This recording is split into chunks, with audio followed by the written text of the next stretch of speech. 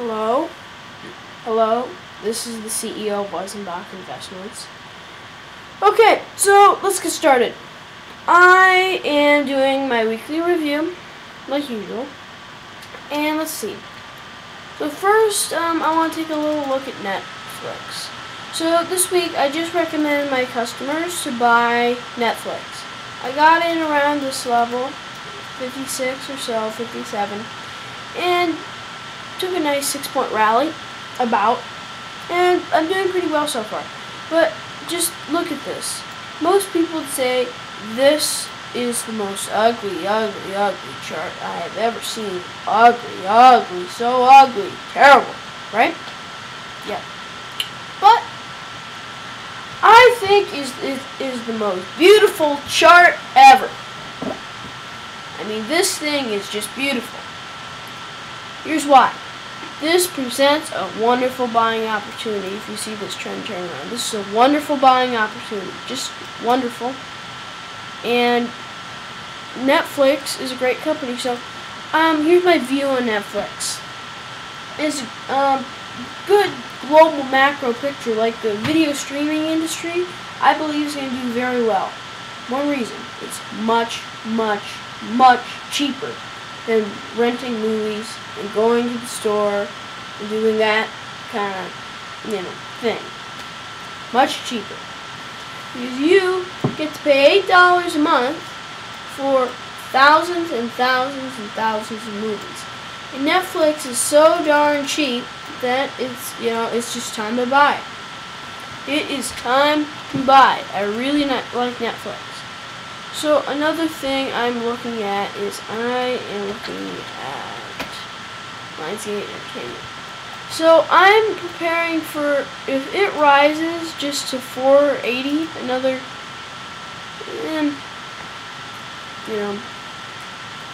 40 cents, about 42 cents, I'm getting ready to short. If it breaks this resistance, probably won't, it might take a little dip, but this is just another ABC correction pattern, also known as a V correction. And here's the big one. So obviously what this is telling me, this is wave C, and we're seeing a little move to the upside. Even with the Hunger Games, Lionsgate Entertainment has had horrible earnings, terrible company, miserable company, and then they're going to spend more money on working on the Hunger Games, which was a big hit, but still, bad, terrible company. Okay, let's look at Amazon. Well, actually, no, let's look at Facebook. Oop, I get this. Okay. Anyway, not for me. So anyway, George Soros put a big position in here in Facebook. I'm not a huge fan of Facebook, but, George Soros, knows what he's doing. So I would be paying attention, but this looks like a bottom to me, like head and shoulders pattern. I'm not real big on this head and shoulders pattern stuff, but this just looks like a bottom. I think it's bottomed out. Might see a rise. Stocks cut by 50%. Like this. There's analysts who came in here and said buy, but what happens is institutions took advantage of retail buy and then sold short. So don't pay attention to analysts if you want to trade or invest well. That's all I have to say. Not anything else. Okay, let's see. Let's look at the SPY here. So here's the S&P 500, and obviously we did not break the new high, so this still is a wave V. And let's look at the SPX. Here we go. Okay, so here's the SPX, and here we are. Here's our V correction, but I am obviously I think it's gonna go down, but let's take a look at our hourly. Okay, so here's what I'm looking at the point of view of swing trade. Based off market structure, I think the S&P 500 is gonna perform pretty poorly, and I want to extend these. Never mind. Anyway, don't worry about that. But anyway, I think it's gonna perform pretty poorly. So because obviously you have this support level. What's going on there? Well, TC2000 annoys me a little bit with it does that. Okay, so we see this range. So what this is big resistance level. And it's just kind of bouncing around. And if you look at a market profile chart, and I think I have one somewhere. I have to build one. But oh, here's one of my fingers. So let's go back to SPY. And I recommend to my customers to short the clients to short the SPY today. And it's up. You know, this is the lowest volume day of the year. So it's doing nothing. And let's see. Yeah, it took a breakout to the upside, and then obviously market's correcting itself. So let's go back. What we want is a market profile. So this is a 4-hour chart, and I'm going to switch to a daily.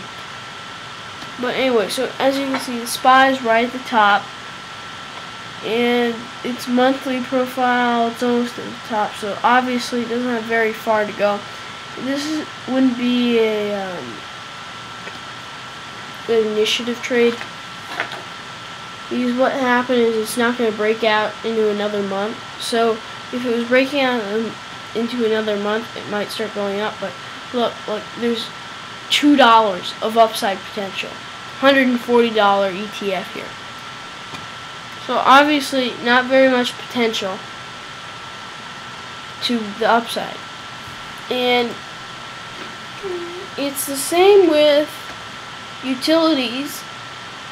Not much potential upside, starting to go down. But what this is telling me is we are really entering a correction. Because what happens is when utilities, consumer discretionary, things like that, start showing little upside potential, that means we're done. I mean, and look at the short fund, like nothing in the way of buying. Nothing. Like if you look at big consumer staples like Pepsi even, people are not interested in Pepsi. Actually, there's a news report that came out of, it was either CNBC or Bloomberg. No, actually, no, it was the Wall Street Journal. I think it was yesterday morning, and it said, investors demand growth. So what that means is investors are tired of investing in these big, important companies, real established, because there's no growth and they're too high. So what companies are investing in, and I actually do own these. I think I own these. You know, BHP shot up, or Kenmetal shot up. Corning in the process of going up. All these real smaller companies are doing pretty well. And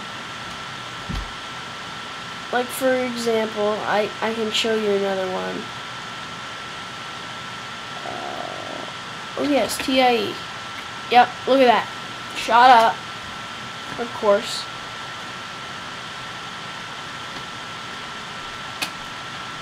And then I don't know about Hain. Hain was on my short list around here, obviously.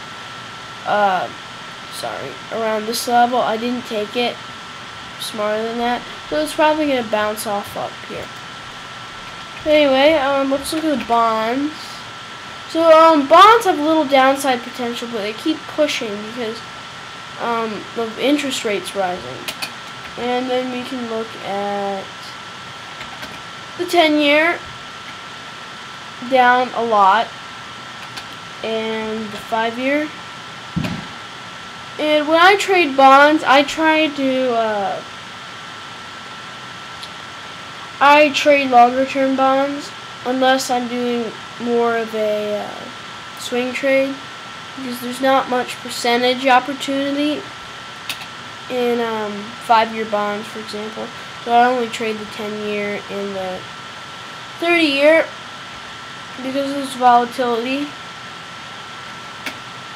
And then here's ET. So obviously 2-year bonds were hit pretty hard.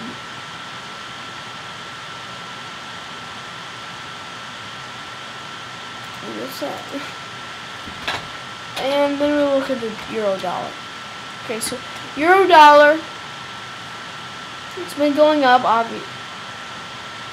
That makes it going up in bonds. And right now, I would get short the euro dollar once it makes a little bit of a bounce. But I would be short the euro dollar, but not much opportunity, low volatility.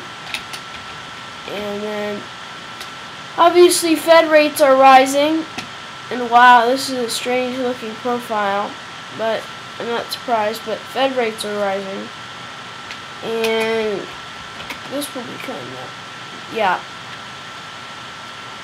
And LIBOR keeps rising. Great. Ooh, these are LIBOR futures, but 1 month. I don't ever trade things like the LIBOR though, because of it's not liquid at all. If you look at a minutely chart, that's its movement. There you go. That's all you get. If you look at an area chart, nothing. And 25 contracts traded. So not worth trading anything like that, but I just use it as a benchmark. Well, I can leave that. Anyway, so let's look at small cap. Okay, so I'm planning to get short small cap right on this movement up here. Planning to buy some puts. Let's see. Yeah, QQQ Trust. QQQ, I don't like any of the stock indexes, but there's a few I like, and I forget the ticker symbol, but the German. Oh, yeah, I don't like the FTSE. The United Kingdom has a little bit of profit potential though, but what I really like is Japan, and even though they announced bad GDP, I still like Japan. And then India, and there's a real big reason for India. Gold prices have been going up, or starting to go up. And same with silver. Most of India's wealth is in gold and silver. So when India becomes a wealthier country, they perform much better. And so, that caused me to like India. Now, I think, let's just look at a spread between the SLV. Okay, so obviously both gold and silver have been rising. Yep. So I think it's going to take a little movement to the downside. And then if you look at a spread between gold and India,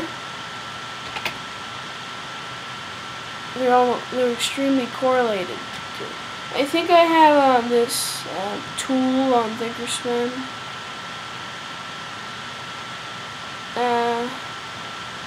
Can't find it yet, but it shows correlation. But let's just take out 2 charts and look. Gold, India, and area. And that's interesting. Okay, here we go. You see, extremely correlated. So I would get long some India, and I'm looking at long Japan, long silver, long gold, long India, long oil, short US, and short bonds. Anyway,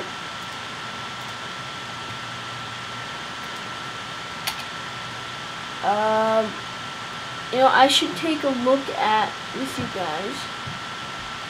Corn again. Okay, so corn is topped out. It has to go down. And into the months, the Midwest is going to be cooling, and corn maybe get a little better. Now, corn, fundamentally, oh my God, the situation in the drought is horrible, horrible situation, big problems. But corn is overvalued and may have to go down a little bit. I wouldn't be surprised though if we did something like this, and then let me draw it out in a better way. So if we did something like this in the price of corn,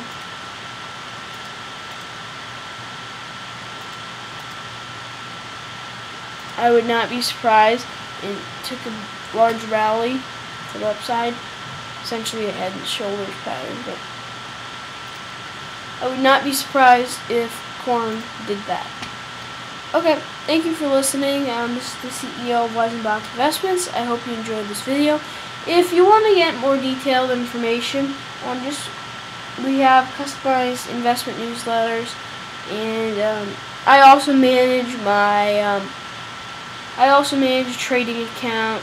We have some of our own accounts, but that's separate from the public, and we can't talk about those in great detail. So, I hope you enjoy this video. Thank you.